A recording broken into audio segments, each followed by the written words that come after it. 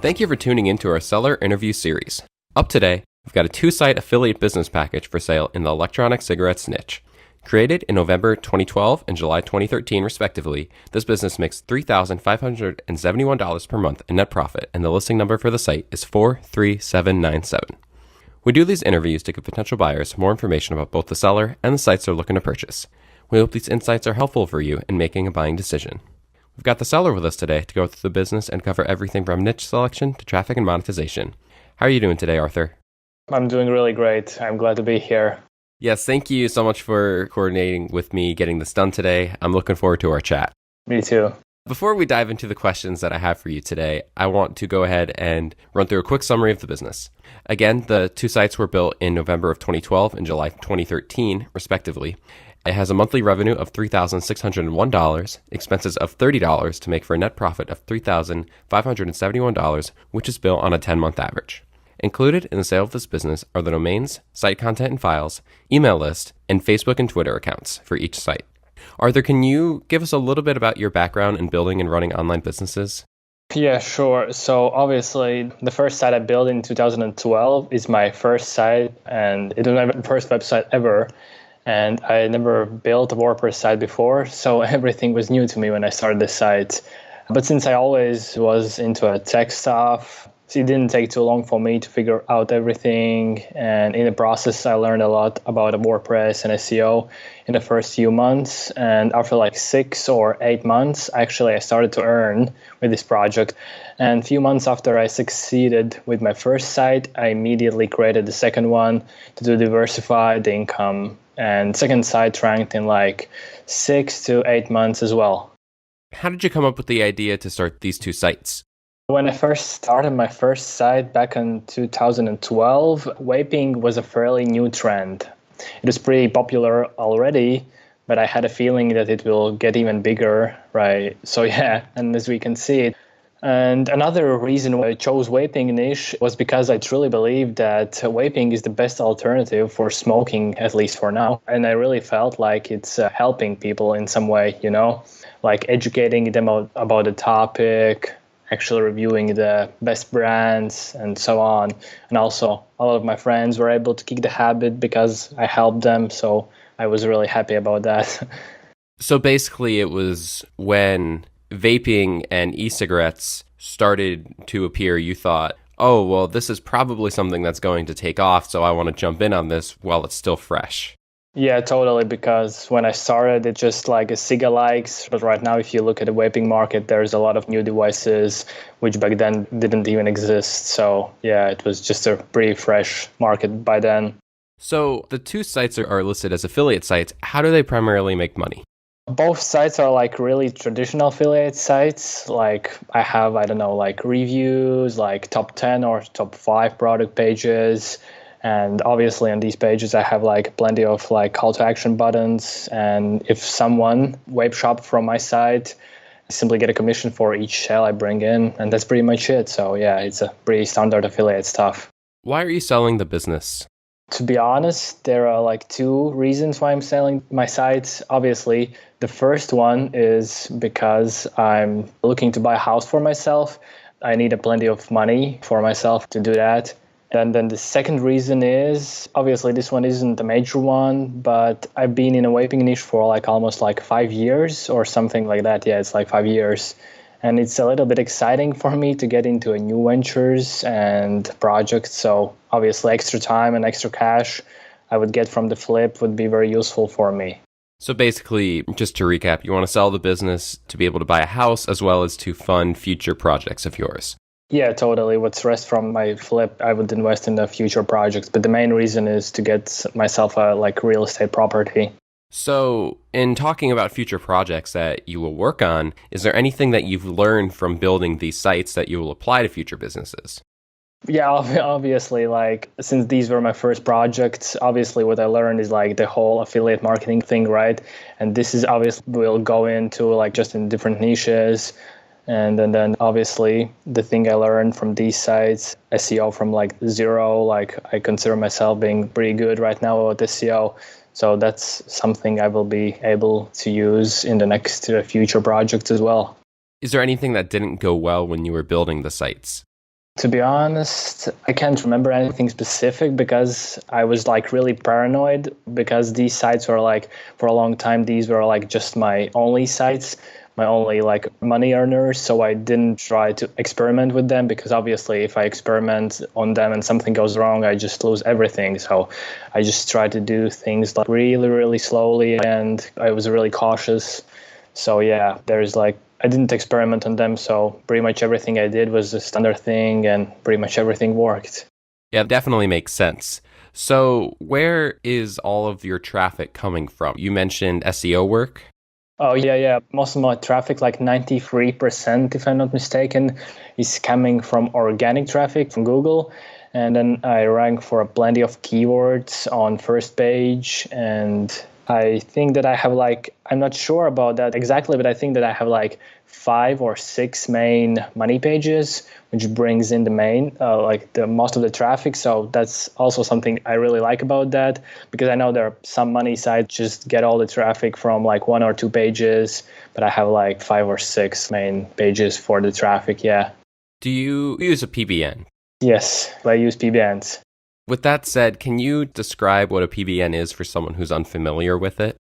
PBN is like a website which looks like a legitimate website and it looks like a real blog, but actually you are the one who owns it. And the purpose of it is to provide links back to your site to build traffic and to make your site look more legitimate. Yeah, exactly. And to get better rankings, get better traffic, and yeah, pretty much that. And obviously, that's against Google terms. Have you had any issues with that? No, not at all, because potentially everyone knows that PBNs are dangerous. But in my opinion, it really depends on how you look at this. Like, for example, a lot of people who are like building a lot of bad quality PBNs with like a low link juice, or they're just keeping a lot of footprints. And obviously, Google is smart and it can find it out. But if you're building like a high quality PBN or just using reputable services, avoiding all footprints, it's a totally different story. It's like a really powerful blog if you know what you're doing. Do you blog at all on the actual sites for the business? What do you mean, like whitehead links or like outreach or? Like blog posts about e-cigarettes. You mentioned before that you want to educate people about them. So do you write posts about that? Yeah. I have plenty of posts. If I'm not mistaken, over the time I have like 170 posts for the oldest site and like 130 posts for the newest site. And I write pretty much all about everything, like how to do this and that, like what's the benefits of vaping and all that stuff. Also, I cover like main news in the vaping niche. So yeah, I write plenty of blog posts about like vaping itself as well. And how often do you add to those posts typically? As a bare minimum, I try to update my site like at least once a month. That's a bare minimum. But it really depends on what I'm getting into, like, and it really depends on the niche. If, let's say, there's like huge news going on, obviously I will try to publish more in that month. If the niche is like pretty quiet, I will just keep it to minimum.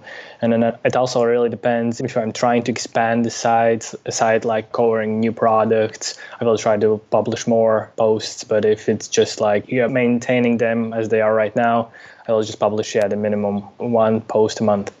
So talking with just maintaining the business as is, how many hours per week do you typically put in to maintain it as is? I think it shouldn't take more than 4 hours. That should maximum for a month, because the work is like pretty just a random stuff you do when you like maintain every like a normal WordPress site, just like add a new blog post, update plugins, delete spam, just all that stuff, So with that said, it's 4 hours to maintain the business as is, and that's with making, a standard $3,500 or more per month. So with that said, where do the big opportunities for even more growth lie for this business? Obviously, the thing what I really like about these sites is that like vaping evergreen niche, and there's always new products coming out, all devices coming out. So all you need to do if you want to grow the sites is just create a new high quality product reviews So yeah, for example, like most products have like, I don't know, at least like few hundred searches per month. Like more popular products have even like few thousand searches per month. So if you are willing to do this, you can like just write new product reviews all the time and your organic traffic will grow pretty much like without any new link building at all. So that's something I really like about this niche is that it's not limited to, let's say, what it is right now, if you're willing to grow it. And you're currently hosted in the UK. Yes, obviously I'm hosted in the UK since these are UK sites. So it's better for user experience and maybe a little bit better for SEO as well. So do you have any traffic outside of the UK, or is all of the traffic that you have solely from the UK?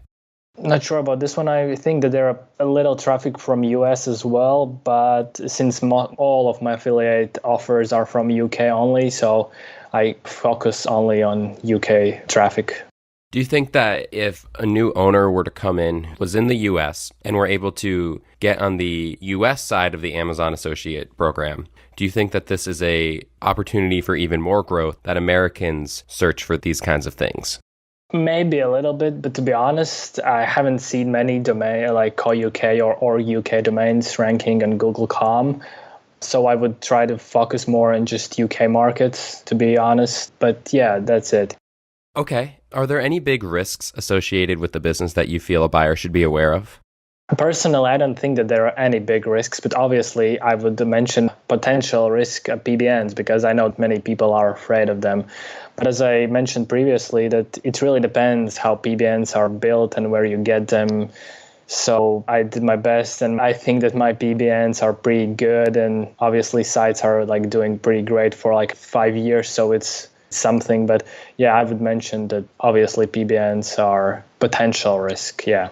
How did you learn how to build the PBN? Because as you've said, you took precautions to make sure that yours was a well-built PBN.